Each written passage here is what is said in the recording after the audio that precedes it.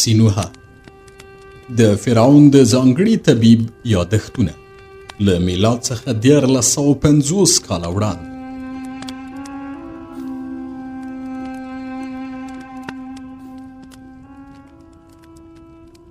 اتلسم څپرکی مینا او له بېهوشۍ څخه د کاپتیا ویښېدل.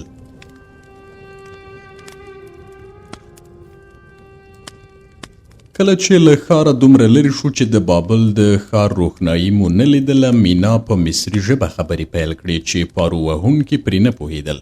ویې ویل زه نن ستا د کار له امله ګنده او بویه شوم. ومې پوښتل د څه لپاره ګنده شوې؟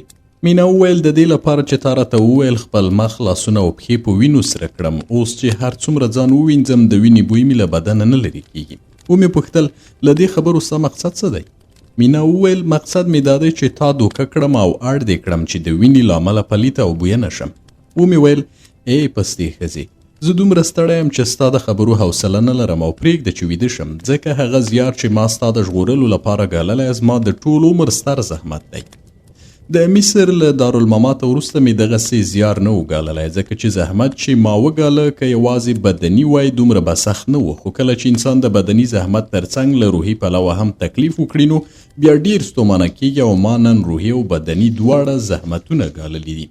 پر دې سربیره ستا د ژغورنې لپاره ما ډیر مادي تاوان هم کړی دی، ځکه که ته نه وای له ما دې نه وای غوښتې چې تا وژغورم او له حرمسرایه دې وتښتوم، زه به څو ورځې وروسته د بابل د ستر ډاکټر په توګه د دغه هیواد د پاچا په ښي اړخ کې ناست وم، او دومره سره او سپین به مې ترلاسه کړي ول چې دې ماکو ته ورته ماکو به هم نه شوای وړلی، خو تا مجبور کړم چې له دې ګټې تیر شم او تا له بابله وتښتوم. هر کال به پر همدې ورځ یوه کڅوړه ایرې پر ځان اچوم چې په یاد ولرم چې نن زما د عمر یوه سپېره ورځ وه. مینا وویل که ته ما دومره سپېره بولې چې له امله یې په تا بدې ورځې راغلې، نو ښه به وي دا وي چې زه ځان سیند ته واچوم چې ته زما له شره خلاص شي.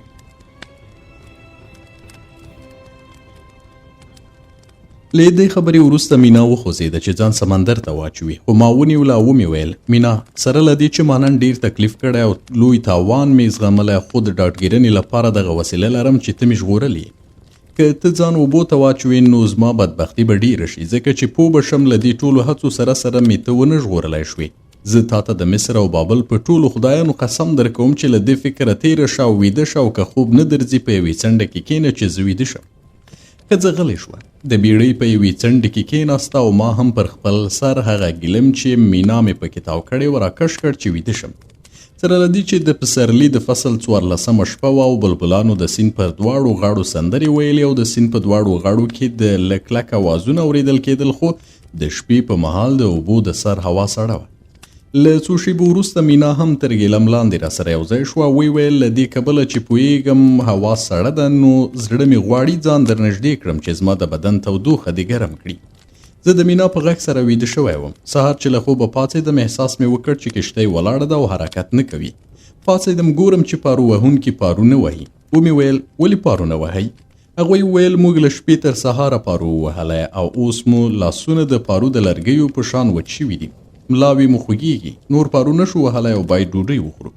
دوی ویل هغه د سیند پر غاړه یو کلی لیدل کېږي، ولاړ شه او له دې کلي څخه موږ ته غوښه او مستې راوړه چې ویې خورو، او ماړه شو. ومې ویل اوس د ډوډۍ خوړلو وخت نه دی، زه به غرمه چې کوم کلي ته ورسېدو ستاسې لپاره خواړه برابر کړم او تاسې به ماړه شئ. ما تاسې ته وویل چې باید ډېر ژر ځان خپل پلرني ټاټوبي ته ورسوم، که تاسې دلته ډوډۍ وخورئ زموږ تګ به ټکنی شي. په دې هم پوه شئ چې که زما امر ونه منئ نو زه چې یو پیاوړی کوډګر یم ټولې موزې ارواوې به وګمارم چې پر تاسې حمله وکړي او ستاسې د بدن غوښې ټوټه کړي او وبه مو خوري. سره له دې چې بابلیان له کوډو ډارېږي، خو زما له ګواښه ونه وېرېدل، ځکه چې پوهېدل ورځ ده، لمر ځلیږي او په دې وخت کې له موزې ارواو څوک نه ډارېږي. بیا مې واورېدل چې وپکې ویل هغه یو کس دی او موږ 10 تنه یو، هر کار چې وغواړو په هغه یې کولی شو. کله چې بل پارو وهونکي دغه خبره واورېده خپل پاروی پورته کړ چې ما پر سر ووهي، خو په دې وخت کې د خټین لوښي له منځه زما د مریې کپتا غږ پورته شو. پارو وهونکو فکر کوو چې په دغه لوښي کې زما د تره جنازه ده. کله چې پوه شول جنازه ژوندی شوې ده، دومره وډار شول چې په یو بل پسې ځانونه اوبو ته واچول او ماکو نور پاره وهونکي نه درلودل، خو ما وکړی شول چې ماکو د سیند څنډې ته بوځم او هلته لنګر واچوم چې د اوبو بهیر کښتۍ ونیسي.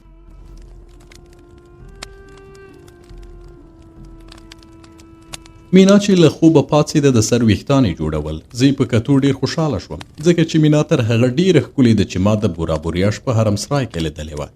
کاپتا د خټین لوښي له منځه نارې کړې او لاس او پښې یې وهل. زه ورنږدې شوم او د لوښي سر مې مات کړ ځکه چې د مټ خټه وچه شوې وه. کاپتا له لوښي سر راویست. حیران حیران یې شاوخوا کتل او ویې پوښتل دا کوم ځای دی او زه چیرته یم؟ زما د پاچاهۍ خولۍ چیرته ده؟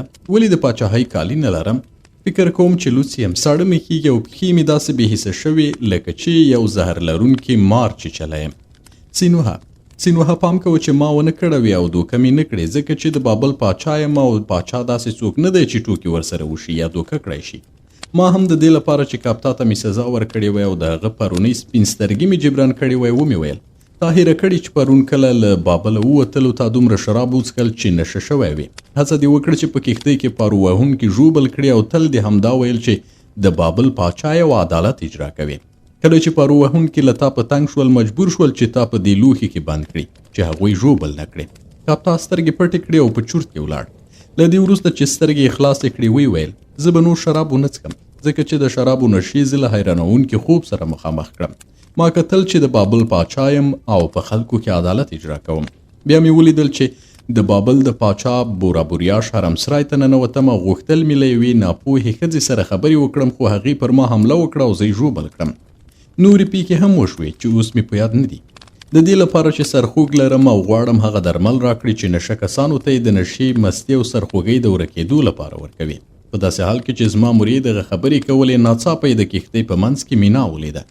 خپل سر یې چې له خټین لوښي راایستلی و بیرته ښکته کړ. زګیروي پیل کړل او ویې ویل باداره زه لا هم خوب ګورم او هغه ښځه وینم چې د بورا بوریاش په حرمسرای کې وه.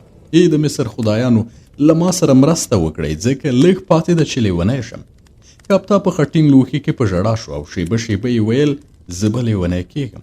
له دې وروسته به عقل ونه لرم او د نورو لیونیو په شان به ما هم له ښاره وباسي. مینا لوښي ته نږدې شو او د کاپتا د سر ویښتان یې ونیول. د هغه سر یې راپورته کړ او ویې ویل ښه ما ته وګوره ما پېژنې؟ کاپتا په ژړا وویل ته همغه یې چې په خوب کې دې پر ما حمله وکړه او زما شونډه او پوزه دې ژوبله کړه. ای د مصر خدایانو پر ما ورحمېږئ او ما له دې وژغورئ. ای د مصر خدایانو زه نه پوهېږم چې تاسې پر ما په قهر شوي یاست او دغه ښځه مو زما خوب ته راوستې ده. د دې لپاره چې کله زه بابل ته ننوتم ستاسې عبادت مې پرېښود او د بابل د خدایانو عبادت مې وکړ خو له دې وروسته به یوازې ستاسې عبادت کوم. مینا خپل بوټ له پښې ویست. 2 ځله خو ورو ورو کاپتا پر سر ووهه. ویې ویل له دې کبله چې په خوب کې دې ماته سپکاوی وکړ دا ستا د ناسم خوب سزا ده چې پوه شې اوس ویده نه بلکې ویښ یې. خو کاپتا نور هم ژړل او ویل یې اوس هم ویده یم ځکه اوس هم هماغسې احساس کوم لکه څنګه چې دې په خوب کې په بوټانو وهلم. دغسې مې دا دی په ویښه هم وهې. ما کاپتا ته وویل اوس په رښتیا ویښ شوی او باید ونه ژاړې. له لوښي راووځه چې زه دې نشه معالجه کړم. خو کاپتا له خټین لوښي بهر نه شو راوتلی. ما ورسره مرسته وکړه چې له وړوکي خټین لوښي څخه راووځي. د دې لپاره چې له رګونو یې شراب ووځي هغه ته مې مسحل یعنی جولاب ورکړل ځکه له دې وروسته چې شرابي د نشې له اوږده خوبه راویښ شي نو د نشې د ختمولو اغېزمن درمل جولاب دي. له دې کبله چې زما مرید د شرابو له نشې پرته د اپیمو نشه هم درلوده نو د دې لپاره چې هغه د تریاکو له غیزو خلاص کړم یو پړی مې د هغه پر ملا پورې وتاړه او په سیند کې مې واچاوه. زما مرید له دې وروسته چې د درملو اغېز څرګند شو د شرابو له نشې خلاص شو او ویې ویل نور د سر درد نه احساسوم خو داسې ښکاري چې لا سم له خوبه نه یم راویښ شوی ځکه چې نور هم خوب راځي. پوه شوم چې خوب ته لیوالتیا یې د تریاکو د نشې له امله ده چې ژر له منځه نه ځي او یوه موده پاتې کېږي. ما ورته وویل بله ورځ به د نن ورځې یوه ستونزه هم ونه لري او بیخي به معالجه شي. د دې کبله چې د دغې ښځې د سزا له امله او دغه راز ما د سپارښتنو د ستونزو له امله د ښه سزا لیدلې ده زه ستا سپین سترګي بښم. کاپتا وویل آیا ما ستا پر وړاندې سپین سترګي کړې ده؟ ومې ویل هو ته پرون ډېرو شرابو او د نورو د ملنډو له امله چې پر تا یې وهلې داسې سپین سترګی شوی وې چې 2 ځله دې زما پر وړاندې بېادبي وکړه. خو د دې لپاره چې پوه شې د یو ملک او یو غلام ترمنځ څه توپیر موجود وي زه تا بښم. خو په دې پوه شه که ما پرون د لمر لوېدو پر وخت له مرګه نه وای ژغورلی نو اوس په دې چاټۍ کې مړ له نورو چاټیو سره د بابل د پاچا د ماڼۍ د دروازې پر سر وي ځکه چې بورا بوریاش وژلې. بیا مې پرونی پیښه ورته په تفصیل سره بیان کړه. کاپتا باور نه کوه او تصور یې کوه چې زه درواغ وایم خو د مینا شتون هغه اړ کړ چې هر څه چې زه وایم پرې باور وکړي. د دې وروسته چې هغه مې پوه کړ پرون کوم خطر ورته متوجه ومې ویل. سره له دې چې موږ له بابله تښتېدلي یو خو لا له دې ښاره دومره لرې شوي نه یو چې خپل ځان خوندي وبولو او که د بابل پاچا موږ ونیسي نو د بابل له دیواله به مو سر په څړی راځوړند کړي. د دې کښتۍ پارو وهونکي هم تښتېدلي دي او موږ به له هغوی پرته پارو نشو وهلی چې ځان د میتاني ټاټوبي ته ورسو. ته چې زما مریې اوس باید یوه چاره ولټوي چې موږ ژر د بابل له ګاونډه هم لرې شو. خو له دې کبله چې موږ له پرون غرمې راهیسې څه نه دي خوړلي خوړو ته اړتیا لرو. لاړ شه او له هغه لرې کلي څخه زموږ لپاره خواړه راوړه. د تګ او راتګ په وخت کې خپل عقل وکاروه چې موږ څه ډول تښتېدلی شو او ځان د بورابوریاش له شره ژغورلی شو. کاپتا د میسو له 2 کړیو سره ولاړ.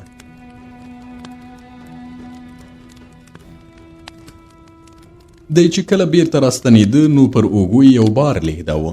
ما ولیدل چې 2 منګي شراب او یوه اندازه خواړه د هغه په پیټي کې تر سترګو کېږي.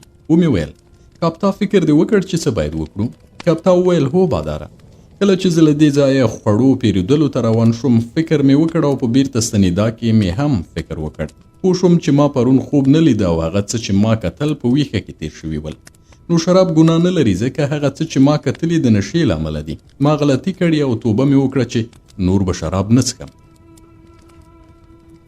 کاپتا دغه خبره وکړه او له دې پرته چې زما اجازې ته وګوري یو منګی یې راواخیست. د شرابو څښل یې پیل کړل او شیبه په شیبه یې د ساه اخیستلو لپاره منګی له خولې لرې کاوه او د مصر په خدایانو ان د بابل پر خدایانو یې سلام وایه او له دې وروسته چې دومره شراب یې وڅښل چې نور یې په خېټه کې ځای نه و منګی یې د کښتۍ تر درازې چوکۍ لاندې کېښود ځکه دغه ځای سوړ او مناسب و او پخپله د کښتۍ پر غولي اوږد وغځېد او ویده شو. زه له دې حرکته داسې غوسه شوم چې غوښتل مې د کښتۍ په یوه پارو هغه ووهم او سزا ورکړم. خو مینا مخالفت وکړه. ویې ویل ستا مریی ډېر د هوښیارۍ کار وکړ. موږ هم باید له هغه درس واخلو او شراب وڅښو چې مست او تان شو ځکه چې نن د خوشحالۍ ورځ ده. بورابوریاش که هر رنګه وسیله ولري او څومره ژر چې اقدام وکړي موږ ته نن نشي را رسېدی چې ومومي.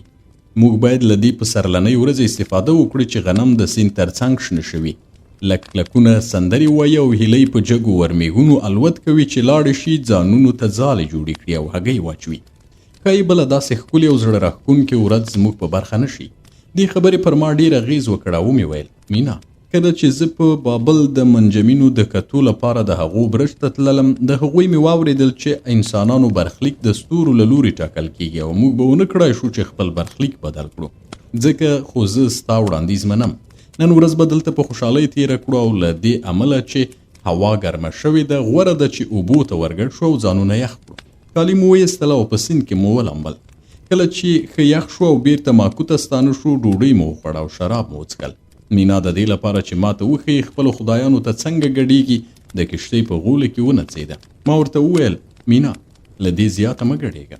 ښځې پوښتنه وکړه ولې له دې زیاته ونه ګډېږم؟ ما وویل ډېره ښکلې یې. کله چې ګډېږي نوره هم ښکلې کېږي او کله چې په خپل نظر سره چې د سیند په اوبو کې د سپوږمۍ د رڼا په شان د ماته ګوري نو زه ډېر بېتابه کېږم. دلته د ښځې نظر د سیند په اوبو کې د سپوږمۍ له رڼا سره تشبیه شوی هغه هم په رڼا ورځ نو ښایي عجیبه ښکاره شوي وي. خو په دې کتاب کې تشبیهات او د مطالبو د بیان روده مصري ده ځکه چې لیکوال خپل ټول مطالب او پیښې له تاریخ اخیستي دي. نو باید لوستونکي پر ژباړن نیوکه ونه کړي چې ولې په ژباړه کې هم د مینا نظر د سیند په اوبو کې د سپوږمۍ رڼا بللې ده. ژباړونکی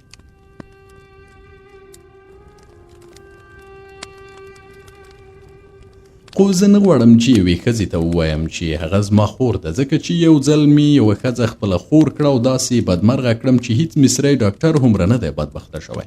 مینا وویل داسې ښکاري ستاسې په هیواد کې ښځې نارینه غلطوي او هغوی بدبخته کوي خو زه نیت نه لرم چې تا دوکه کړم او بدبخته دې کړم. زما خدای هم ماته ویلي چې باید ځان سړیو ته تسلیم نه کړم مګر هغه وخت چې یو سړی مې خوښ شي. خو ما تر اوسه پورې داسې کوم سړی نه دی موندلی چې خوښ مې شي او ورسره سات تېر کړم. دا راته ووایه هغې ښځې چې بدبخته کړی وي د کوم وطن و او څه ډول یې بدبخته کړې؟ ومې ویل د دې لپاره چې هغه زما خور شي زما ټوله شتمني یې رانه واخیسته حتی مجبور یې کړم چې د خپل پلار و مور قبر هم خرڅ کړم او ما ونه کړی شول خپل مور و پلار د هغوی په قبر کې ښخ کړم. مینا وویل آیا له خور کېدا ستا هدف دا دی چې غوښتل دي له هغې ښځې سره څملې او ګټه ترې واخلې؟ ومې ویل هو. مینا وویل د دې لپاره چې له تا سره څملي له تا یې ټول شیان واخیستل او ته یې اړ کړې چې د خپل مور و پلار قبر هم خرڅ کړې. ومې ویل هو. مینا وویل دا د هغې ښځې کړنه ده که ستاسې په هېواد کې ټولې ښځې همداسې او د دې لپاره چې له یو سړي سره ویده شي هر شی چې لري هغه ترې اخلي. ومې ویل نورې ښځې هم د دې لپاره چې کوم سړی ورسره ویده شي او یا ترې استفاده وکړي له سړیو یو شی اخلي. په مصر کې هیڅ یوه ښځه د یو شي له ترلاسه کولو پرته له کوم سړي سره واده نه کوي او یا نه ورسره څملي. مینا وویل دا ډیر وحشتناک دود دی. که زه سمه پوه شوې یم په مصر کې هر سړی چې وغواړي واده وکړي باید شتمن وي او سره او سپین زر ورکړي او د کنیزې په شان ښځې واخلي ګنې له ښځې به برخمن نه شي. ومې ویل هو همداسې ده خو د سرو او سپینو اندازه سره توپیر لري. هغه کسان چې بډای دي د ښځې د اخیستو لپاره ډیر سپین او سره ورکوي. مینا وویل په دې ډول باید حیران نشو چې ولې ټولې ځان پلورونکي ښځې له مصره راځي، ځکه هلته چې د ښځې او میړه ژوند یا د هغوی یو ځای کېدل په سرو سپینو پورې تړاو لري، تر هغه چې میړه سره او سپین ونه لري ښځه نشي کولی او تر هغه چې ښځه فلز ترلاسه نه کړي نارینه نشي پیدا کولی. په دې حالت کې نارینه او ښځې له یو بل سره علاقه نه پیدا کوي، یوازې له سرو سپینو سره دلچسپي لري او هر څوک چې ډیر فلز ورکړي ښځه خپل زړه هغه ته ورکوي. خو زه د هغه ټاټوبی یم چې هلته نارینه او ښځې د فلز لپاره له یو بل سره نه څملي او هغه څه چې خدای وړیا ورکړي وي نه یې خرڅوي. زموږ په هیواد کې هیڅکله داسې نه دی اورېدل شوي چې یوه ښځه د دې لپاره چې یو سړی له ځانه راضي کړي هغه له ژوند او هستۍ وغورځوي او حتی د مور و پلار قبر یې واخلي. هلته چې کله سړي او ښځې یو بل خوښ کړل میړه او ماندې نه شي، نه ښځه له سړي او نه سړی له ښځې څه غواړي او که ما ځان خپل خدای ته نه وای وقف کړی هر سړی چې ما غوښتی وای هغه به مې خوښ کړی و. اوس چې ما ځان خدایانو ته وقف کړی بیا هم کولی شم هر هغه سړی چې خوښ کړم د خپل خاوند په توګه یې غوره کړم، په دې شرط چې خپل پیغلتوب خپل خدای ته ورکړم او بیا واده وکړم. ومې ویل مینا دنیا پراخه ده او په دې نړۍ کې ډیر خدایان شته. د خدایانو شمیر دومره زیات دی چې تر اوسه پورې څوک نه دي توانېدلي د هر خدای نوم په یاد ولري. خلک په هر پړاو کې له ویرې ځان ته نوي خدایان پیدا کوي او د هغو عبادت کوي. له همدې کبله ته هم کولی شي له خپل خدایه تیره شي، له ما سره هغه هېواد ته ولاړه شي چې هلته ستا خدای هیڅ قدرت ونه لري. هلته نور خدایان هم شته چې تا نه مجبوروي خپل پیغلتوب هغوی ته ورکړي او هلته به ته زما خور شي او زما میرمن کېږي. مینا وویل هر هېواد ته چې زه ولاړه شم زما د خدای قدرت پر ما اغېز کولی شي او ناممکنه ده چې داسې ځای ته ولاړه شم چې هلته زما د خدای قدرت نه وي. بیا مینا ماته نږدې شوه او زما لاس یې ونیو او ویې ویل زما خوښ او چمتو یم چې ستا ښځه شم خو خپل پیغلتوب تا ته نشم درکولی ځکه چې زما پیغلتوب زما په خدای پورې اړوند دی. ومې ویل ګوره مینا دغه خبره چې تی کوي د نورو ښکلو او ځوانو ښځو د خبرو په شان ده. هره یوه د دې لپاره چې هغه سړی وځوروي چې دا غواړي نو یوه پلمه کوي. یوه وایي زه در سره مینه لرم خو له تا سره ډیر سپین او سره نشته، بله وایي پر ما ګران یې خو له دې کبله چې زما د خدای عبادت نه کوي نو ستا خور کېدی نشم، او ته هم وایي چې راباندې ګران یې خو باید خپل پیغلتوب خپلو خدایانو ته ورکړم. مینا وویل زه یوه ناپوهه ښځه نه یم، د خپل هیواد پر ژبې سربیره په مصري او بابلي ژبو هم پوهیږم او خپل نوم په 3 بڼو لیکلی شم. زه پوهیږم چې خلک په بیلابیلو هیوادونو کې د بیلابیلو خدایانو عبادت کوي او په دې هم خبره یم هغه کسان چې بډای دي په خپلو خدایانو عقیده نه لري خو په 2 موخو ځان د خپل خدای معتقد بولي. یوه دا چې عادت او دود همداسې دی او بله دا چې باید ځانونه خدایانو ته معتقد وښیي چې بېوزلې او مریان چې په همغه خدای عقیده لري کار کولو ته اړ کړي او د هغوی له کارونو ډېره شتمني ترلاسه کړي، ځکه که بېوزله او مریان په دې پوه شي چې شتمن په خدایانو عقیده نه لري نو د هغوی پر خلاف به بلوا وکړي. په مصر، بابل او نورو ځایونو کې پر خدایانو د بېوزلو او غلامانو عقیده د هغوی د ساتلو تر ټولو ښه وسیله ده. هغومره چې دغه عقیده مریان او بېوزلې د شتمنو فرمانبرداري کوي د متروکې او مرګ ویره دومره اغیز نه لري. زه په دې ټولو پوهیږم خو له دې کبله چې له ماشومتوبه یې په خپل خدای باندې له عقیدې سره لویه کړې یم او تل د خپل خدای په مخ کې نڅېدلی یم، هیڅ قدرت پر خدای زما عقیده نشي اخیستلی او که ته هم زما په شان له ماشومتوبه د غوایانو په مخ کې نڅېدلی وای او د نڅا پر وخت د هغو د تیرو ښکرو له منځه ټوپونه وهلی نو اوس به په دې پوهېدی چې زه څه وایم. څوک چې دغسې پر خپل خدای عقیده پیدا کړي بیا خپل عقیده نه بایلي، خو زه یقین لرم چې تا هیڅکله د غوسه شوي غوایي په مخ کې د پیغلو او ځوانانو نڅا نه ده لیدلې. ما وویل اورېدلي مې دي چې په ځینو هیوادونو کې له غوا او غوایي سره لوبې کوي، د غوایي په مخ کې نڅیږي او د هغوی غوسه تحریکوي. ما فکر کوو چې دغه کارونه د دې لپاره دي چې نندارچیان تفریح وکړي، خو ستا له خبرو داسې ښکاري چې دغه کار مذهبي اړخ لري او د دې لپاره غوایي پر وړاندې نڅیږي چې په خپلې مذهبي دندې عمل وکړي. او موږ هم په مصر کې د غوایي عبادت کوو، خو هغه غوایي چې موږ عبادت کوو ستا له هغو سره توپیر لري، ځکه چې موږ د یو ډول غوایي عبادت کوو او دغه غوایي چې مخصوصي نښې نښانې لري په هر بشري نسل کې، یعنی په هر 100 کلونو کې یو ځل پیدا کیږي. کله چې غوایي پیدا شو او ټولې ځانګړې نښې ولري، بیا موږ ویلی شو چې د خدایي نښې لري او د هغې عبادت کوو تر هغه چې مړ شي. خو موږ هیڅ کله د غوایي پر وړاندې نه ګډیږو او د مصر د پیغلو پیغلتوب غویو ته نه ورکوو، په داسې حال کې چې ته غواړې خپل پیغلتوب غویو ته ورکړې. او اوس چې یو ځناور باید ستا له پیغلتوبه خوند واخلي، ولې سپي یا آس ته نه ډالۍ کوې؟ مینا په دې خبره داسې غوسه شوه چې 2 سختې څپېړې راکړې او رنګ یې تک تور شو. وی ویل ای ناپوه مصري ډاکټره، د هغه شي په هکله خبرې مه کوه چې ترې خبر نه یې، ځکه چې زما د خدای په هکله ستا معلومات د سرو او سپینو په اړه د یو مچ په اندازه نه دي. په داسې حال کې چې زما مخ د مینا پر څپېړې تک سور شوی و، پوه شوم چې زما ټینګار ګټه نه لري او مینا به راضي نه شي چې زما خور شي، مګر تر هغه خپل پیغلتوب لومړی خپل خدای او په پیاوړي ګمان غویي ته ورنکړي. له دې امله د کښتۍ شاتنۍ برخې ته ولاړم او د بوختیا لپاره مې خپل درمل سنبال کړل. مینا د کښتۍ په منځنۍ برخه کې نڅا پیل کړه او زه متوجه شوم چې دغه نڅا یوازې د عبادت لپاره نه ده، بلکې تمرین کوي چې عضلات یې تل په کنټرول کې وي.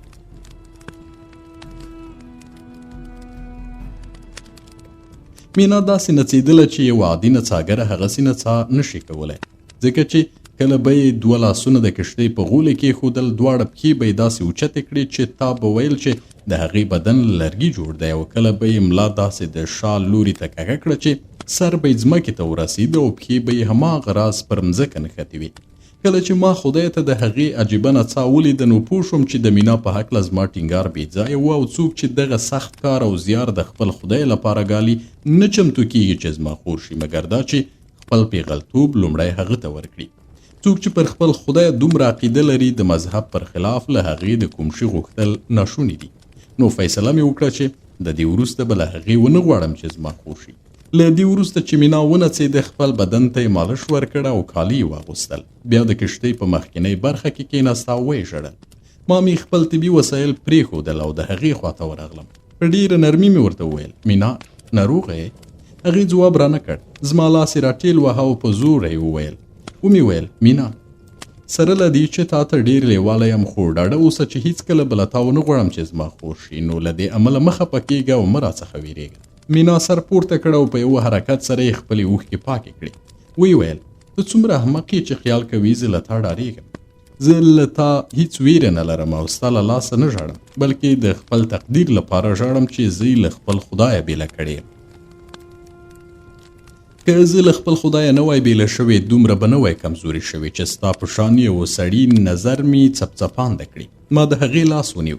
دا ځل یې زما لاس ټیل نه واهه، مخ یې راواړوه. ویې ویل سین وهه.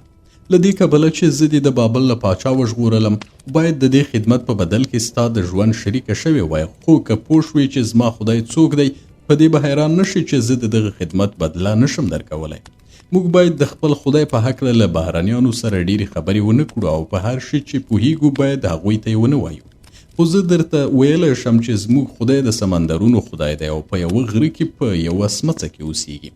هر څوک چې دغه غار ته ننوځي، که څه هم له هغه ځایه راوتلی شي، خو دومره د نیکمرغۍ احساس کوي چې هیڅکله به له هغه ځایه راونه وځي. له همدې امله تر اوسه پورې له دغه غاره څوک نه دي راوتلي. ځینې وایي چې زموږ خدای چې اوس د سمندر خدای دی د غوایي په شان دی، او ځینې وایي چې د سړي په شان دی، خو سر یې د غوایي په ډول دی. هر کال په هغو پیغلو کې چې مخکې نڅا زده کړې وي 12 تنه په قوراکشۍ کې انتخابوي، او په دغو 12 تنو کې هره میاشت هغه مهال چې سپوږمۍ د 14 شپو شي، یوه پیغله د خدای غار ته ننوځي. زه هم له دغو 12 نجونو څخه یوه وم او باید د 14مې سپوږمۍ پر یوه شپه دغه غار ته ننوتلی وای. خو له دې کبله چې زه یې وتښتولم او د وینځې په توګه یې د بابل په پاچا خرڅه کړم، د دغه ستر نعمته بې برخې شوم. په ټوله موده چې اسیره وم، د همدې غار په هکله مې فکر کاوه او اوس هم د همدې غار په سوچونو کې یم. له دې پرته بله هیله نه لرم چې ولاړه شم او خپل پیغلتوب په همدغه غار کې خپل خدای ته ډالۍ کړم. خو که له دې غاره راووتم بیا به ستا ښځه شم. البته هغه کسان چې زموږ د خدای غار ته ننوځي داسې د نیکمرغۍ احساس کوي چې هیڅکله له دې غاره نه راوځي.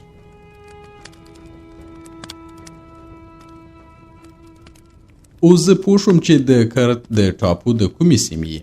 کرت ټاپو د مدیترانې په سمندرګي کې یو ټاپو دی چې پخوا یې لرغونی تمدن درلود. اوس د یونان برخه ده او د افریقا په تیره بیا د مصر په شمال کې موقعیت لري. ژباړه